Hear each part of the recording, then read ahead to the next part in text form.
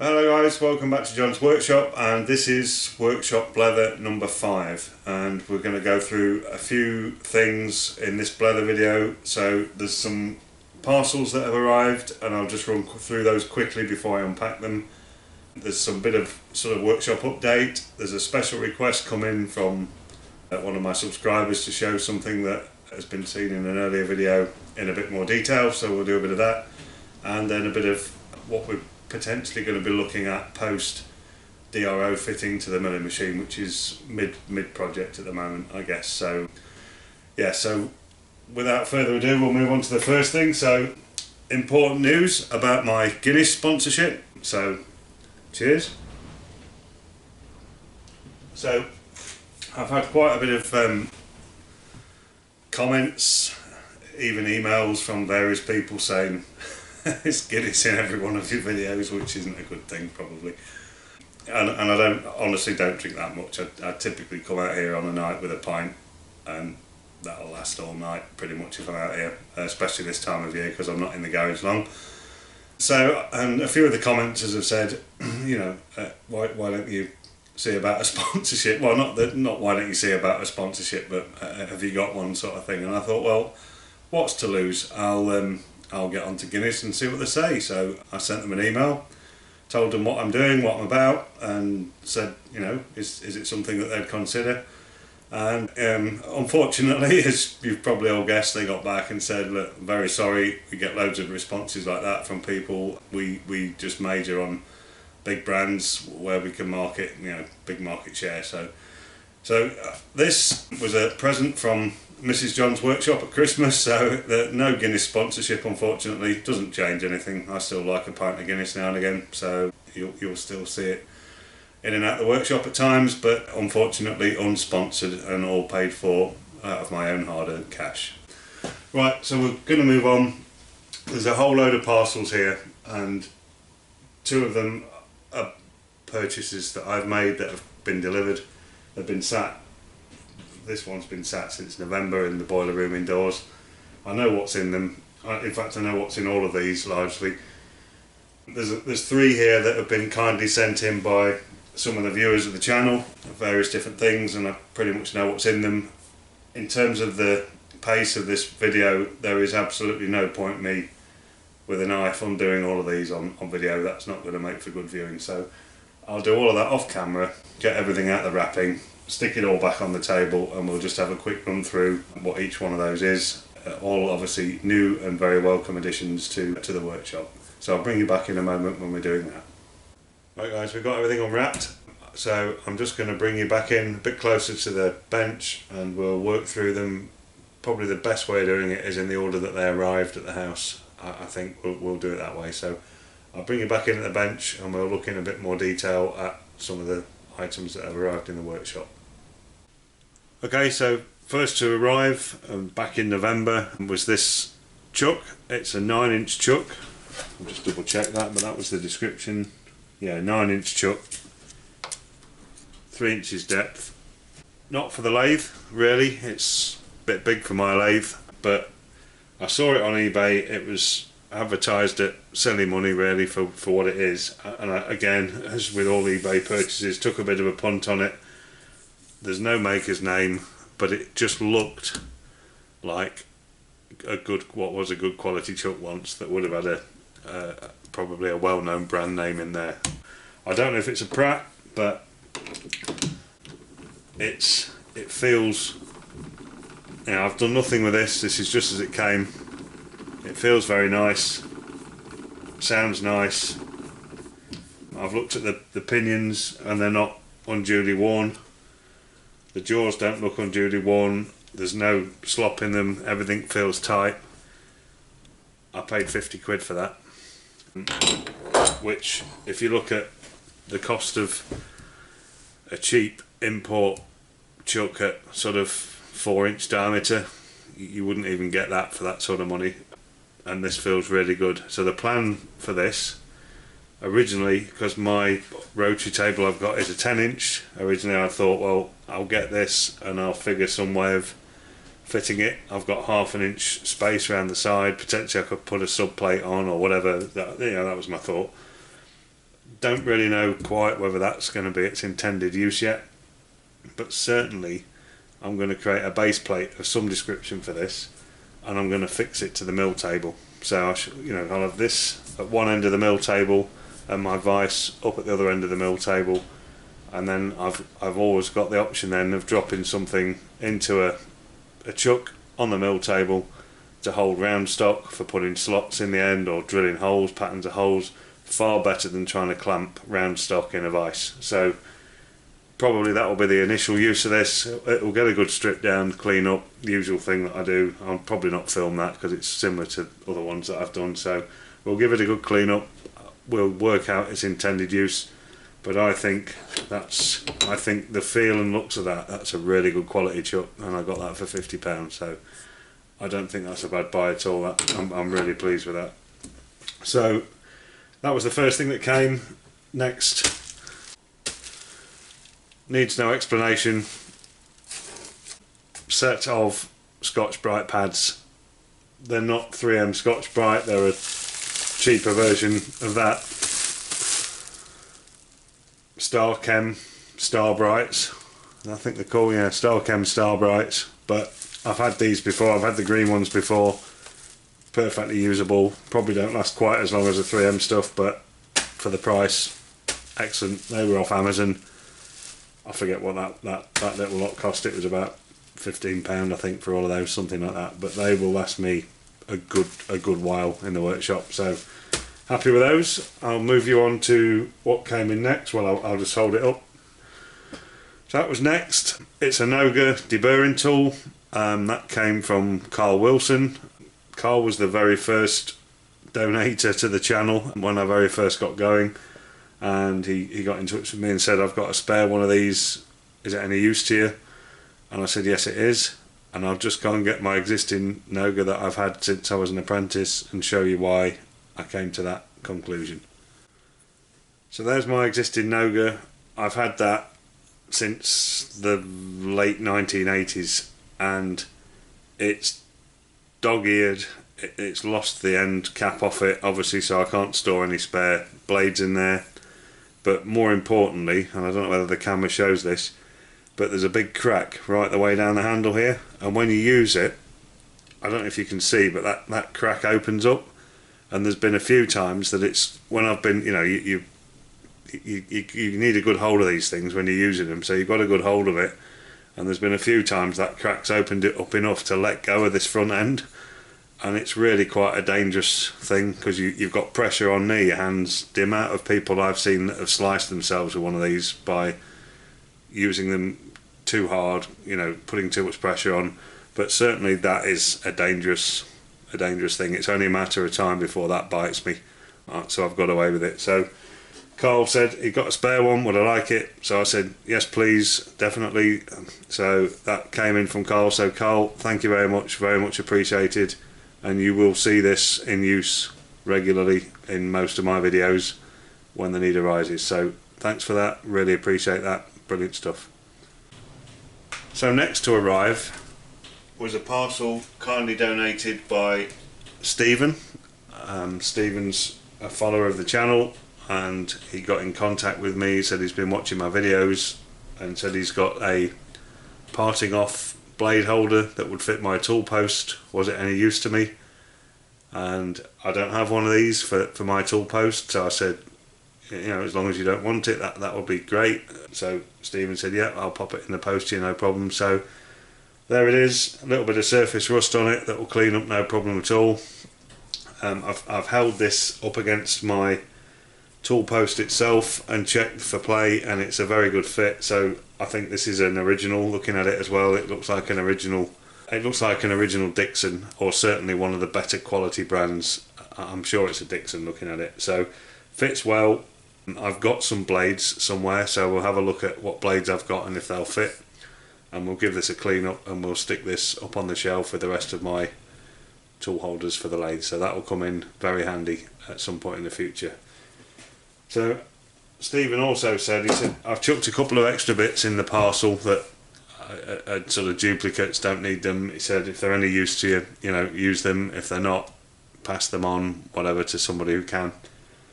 and I started going through the box, not really knowing what it would be, and it's this little collection here, and the first thing that caught my eye was this, and it's a Moore and Wright depth micrometer.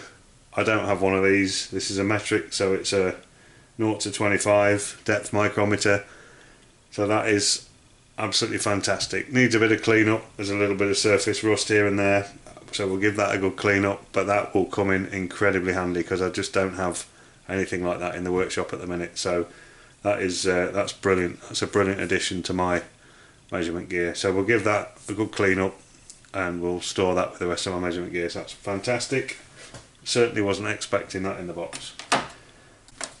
Also in the box, and I recognised this box straight away as Moore and Wright before I'd even opened it, and sure enough it is. So that's a Moore and Wright bore micrometer, and that will be 1 inch to 6 inch, I think, looking at the, or it might even be, yeah, it's 1 inch to 6 inch, I think, looking at that. Oh no, 1 inch to 8 inch by the looks of it. Yeah, 1 to 8. Bit of surface rust here and there, which will clean up, no problem at all. The box is nice. You don't normally see them that good inside the box when they're this old. It's Imperial, obviously, but again, incredibly useful. I don't have that in my armoury today, so we'll give that a bit of a clean up, and that's just again expanded my measurement capabilities no end. So fantastic. As well as that, in the box there's a Mitutoyo micrometer head, and it is just the head unit, and this is brand new. It's never been out of the packaging. So it's metric. I've not took it out of the bag yet, but I would imagine that's 10 or 15 millimeters travel. So that's a brand new micrometer head. Not yet decided where that's going to come in handy, but it will definitely come in handy. So this could potentially get attached to carriage stop on the lathe or various uses. So we'll keep that in the armoury for now until we've decided what the use for that is. But again, very useful and brand new and Mitutoyo. So that's fantastic as well. And then a couple of other bits in the box. A set of M14 by 1, so these are M14 fine, metric fine 14mm threads, first, second and plug taps. Don't look to have been used at all. Handy if I want to do any sort of fine thread adjustment type things. I will keep those in the armoury with my metric threads, so we'll get those metric taps, so we'll get those put up in my set of drawers at the back there. Again, useful, will come in handy at some point in the future. And a handful of high-speed steel jobber drills, various different sizes, 8mm, 10mm, 4.5. I think there's quite a few of these long series 4.5. Again, I don't have any long series drills, so I'm sure they'll come in handy at some point.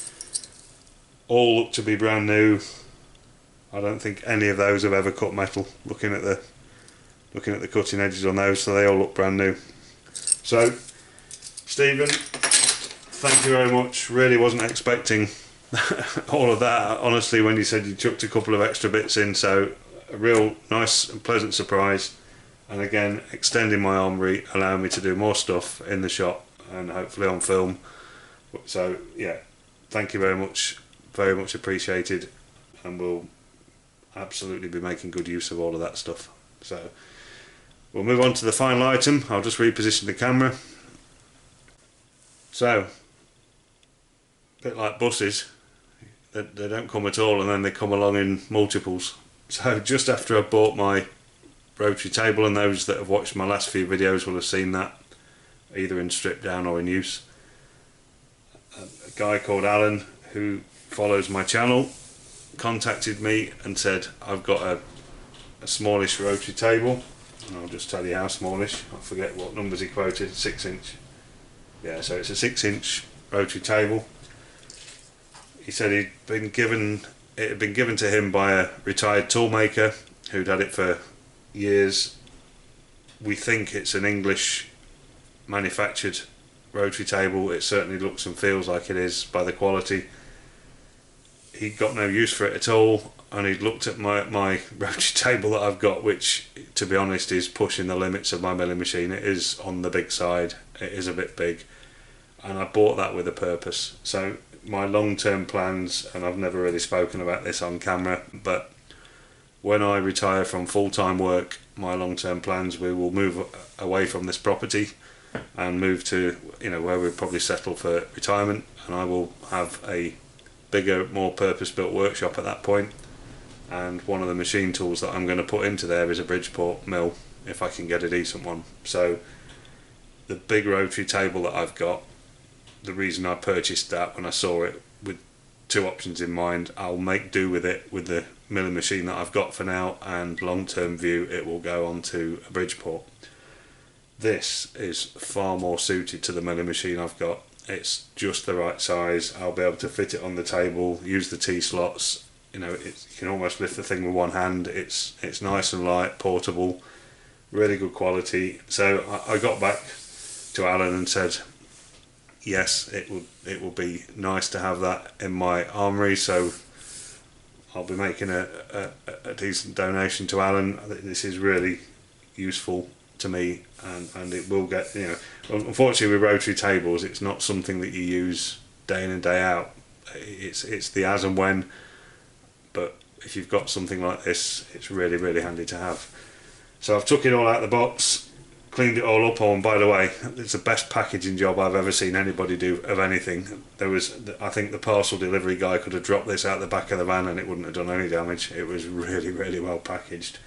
It came in a wooden box surrounded by polystyrene, and you know, really, really well fitted together inside the box. So in operation, you know, very nice and smooth. It's graduated full 360 degrees around the outside of the table. An oiling point here. There's an engage and disengage of the worm and worm wheel there, so that you can spin the table in free mode. And the fine adjustment wheel on here is graduated in 1 minute graduations, so incredibly fine adjustment on that, incredibly fine graduations. So this feels and looks like a toolmaker's rotary table. You know, it's in excellent condition, so I'm really, really pleased with that. This is now going to get oiled up. I'll just zoom you out. The box it came in is a nice wooden box. I'm guessing that was a wine box or something of similar description. I'm showing my ignorance now of foreign languages, but it's got that look about it. So what I'm going to do is order some foam, some you know, high density foam, and I'm going to line this box with the foam, and I'm going to cut it out to suit the rotary table so that it fits into that box nicely into the foam. And I'm going to make a wooden lid to go on it, get some small hinges, and have a foam top on the bottom of the lid, so that once I've got this packed away in the box, it's perfectly safe, and that can sit in my tool drawers at the other end of the workshop, and that will help keep it in excellent condition. It doesn't really need a lot doing to it. It's not, there's a couple of bits of surface rust here and there that have come over time, but really not very much at all. So I'm just going to really just give that a good clean up. I'm not going to go at it with Scotch Brite or anything like that. We're just going to give it a clean and oil and make sure it's all oiled up, and then we'll get that neatly packed away for now, where it's nice and safe and it won't rust in the garage.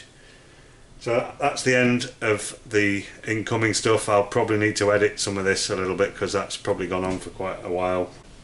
Fantastic, and I can only just say I'm utterly blown away by the generosity of people who are willing to send what once upon a time would have been incredibly expensive tools, either to them or to their friends or relatives, and send them in to what effectively is a complete stranger for use. but what I can assure you of is anything that comes will absolutely be put to good use, hopefully to the benefit of everybody who views the channel. And if I'm not going to get good use out of anything that comes, I will make sure that that gets passed on to somebody who will get good use out of it, because there's no point these things being stuck in a drawer, going rusty, not being used, to eventually be thrown away by somebody who doesn't know what they are.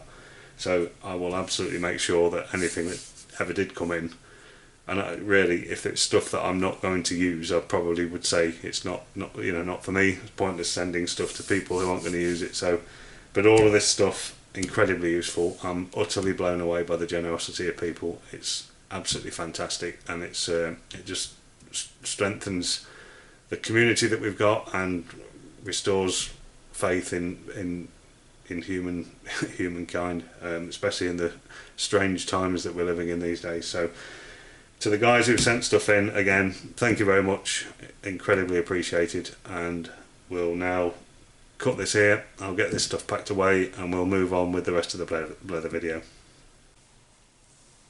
Okay, so one of my subscribers, Fred Creer, saw this item in use in one of my videos when I was using the rotary table. Actually, I was using this to clock the centre of the rotary table up. So this is a verdict clock, dovetail clocking device. I'm sure it's got a proper name, and I probably knew what that was 30 years ago. I've forgotten, but it's largely it's a dovetail device that you can fit your clock into. Obviously this bit goes into your spindle and spins in this way, in this orientation, and then obviously the centerpiece here is on a dovetail, so you can slide out to sweep a bigger area, depending on what you're clocking up. So Fred asked, he wants to make something similar. He said, could I just do a quick overview of this? So I said, I'd put it in this Blether video. So I guess for your benefit, Fred, and for anybody else who wants to try one of these, so the body's made of aluminium. It's obviously milled out with a dovetail slot in it at the front. Some rough sizes. I'm not going to measure everything because I'll be here forever, but so 12mm shank on there, across the extremes of the dovetails, roughly 25mm, thickness this way, 9.5mm. The pin's obviously held in. There's a grub screw at the back that goes through to nip onto that pin to hold it in place.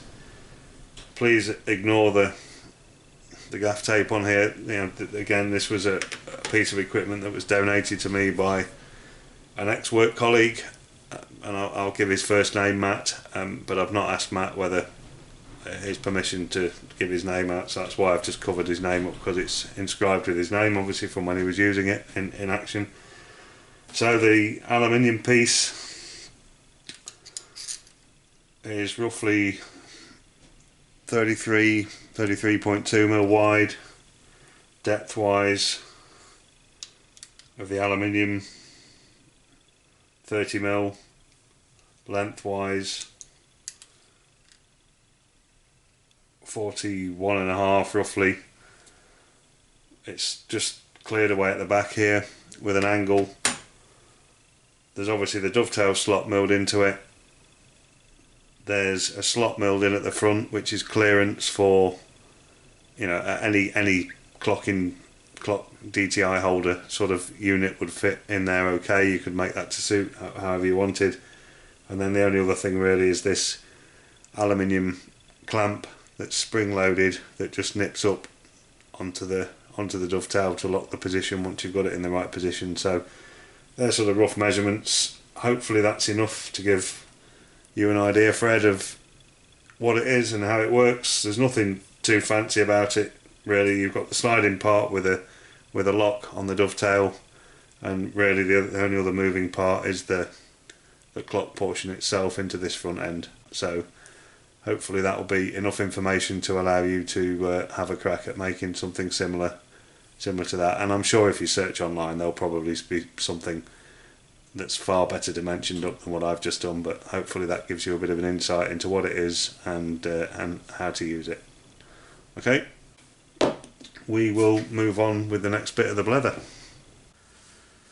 So, why am I pointing at the rat's nest? I've got two welding units down there. One is a SIP 130 gasless and gas MIG welder, and the other one is a SIP 140, I think it is, top weld. Really old, the arc welder. That's probably 30 plus years old, I would imagine. Massive transformer, and it weighs a complete ton.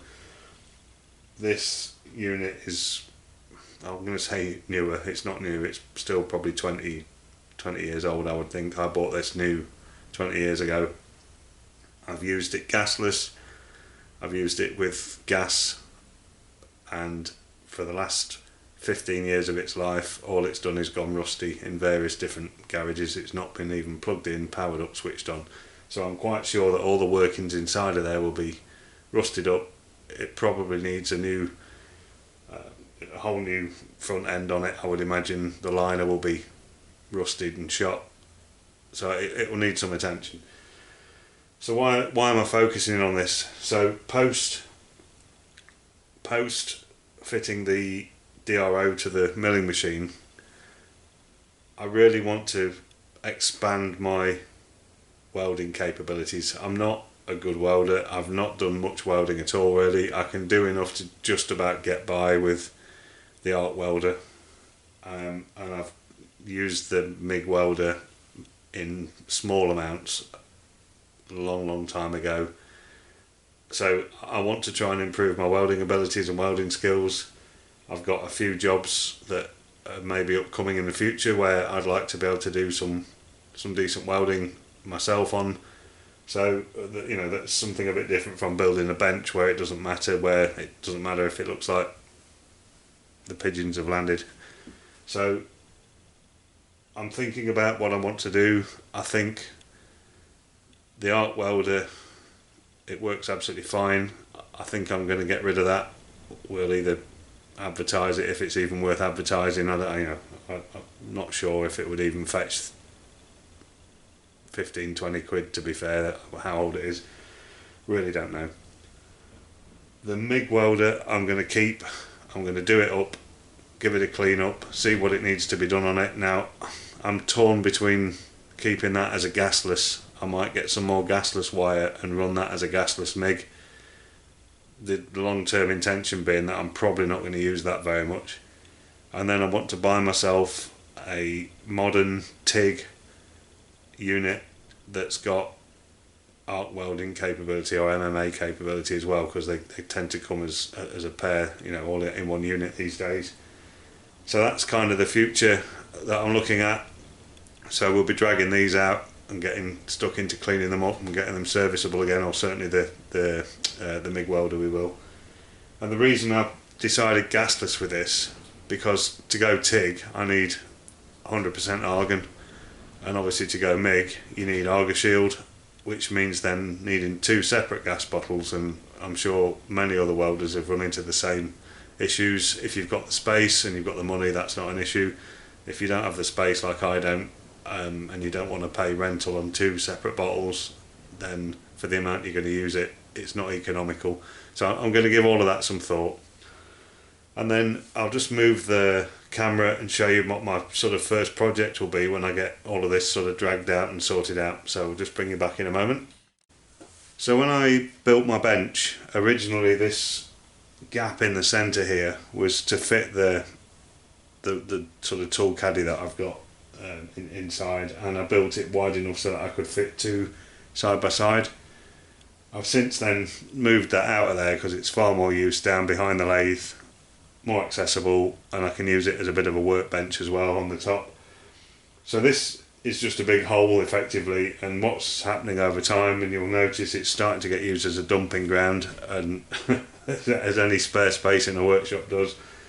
So I've been thinking about how to create myself a welding area, and I was going to make something up on the bench, and the more I've thought about it, I've thought, well, if I create my first welding project to make a really good sturdy welding cart with a metal top on it that would slide away under here on wheels, that I can put my welding units on the bottom of, and all my other welding gear fitted to it, and then when I want to do any welding I can wheel it out, and there's, you know, with a nice steel top on it, and then I've got a nice flat welding area that's not made of wood like the benches that needs covering and all the rest of it. So that's kind of the thinking, and that's as far as it's gone. I've not done any measurements, I've not started to figure out what size of bench I could have.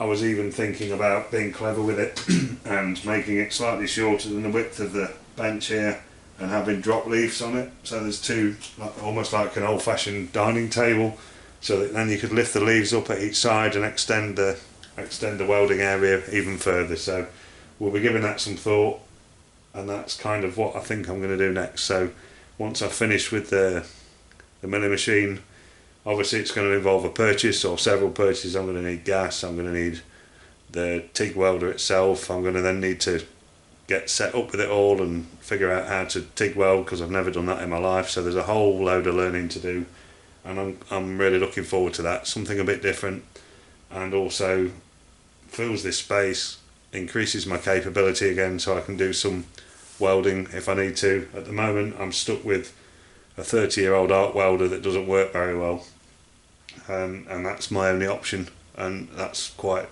restrictive. You know, if I get any jobs to do where I need to do a bit of welding, if I can't do it with that arc welder, I'm kind of stuck.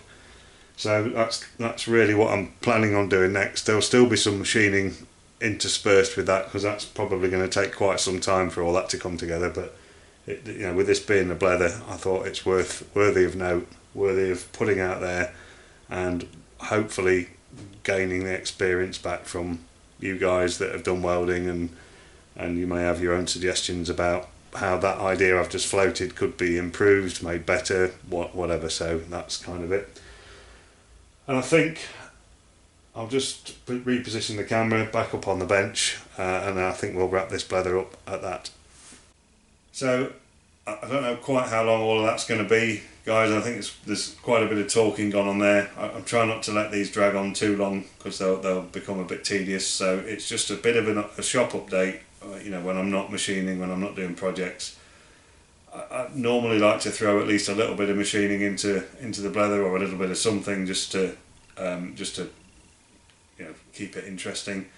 Obviously tonight there's been so much stuff to go through in terms of what's come in through the mail, and I've been storing all of that up waiting to do this. So you know, hopefully the next one will be a little bit more interesting. We'll throw something, a bit of manufacturing or making something into the middle of it, just for interest. So I think the Blethers seem to go down well when I'm looking at the numbers and the stats. They seem to get a reasonable viewing, and I get, you know, reasonable commentary back. I guess it makes a difference from just the regular machining videos that I do. So yeah, just keep me updated in the comments if you're enjoying them, if you think it's still a good idea. I've been doing them sort of once a month, so if you think the frequency's right, let me know. If you think it's too often, let me know. You know, and I'll try and, you can never please everybody all of the time, but you know, I'll try and hit the majority of opinion that comes back in from you guys. So yeah, final thank you to all the guys that have really kindly sent stuff in. You know, it really, yeah, the generosity just blows me away. It's fantastic, and obviously it just increases my capability. You know, starting up from scratch like I've done in just a few short months really, since I really got going. Trying to buy everything that you need is a very expensive thing to do, and you're fairly limited on how often you can make a reasonable sized purchase to increase your capability. So all this stuff really helps. So yeah, thanks again to you all, and I think we'll wrap this up at that. So thanks for watching, guys. As always, thanks for subscribing and the comments that you give back, and we will catch you all very shortly back on the DRO fit to the milling machine.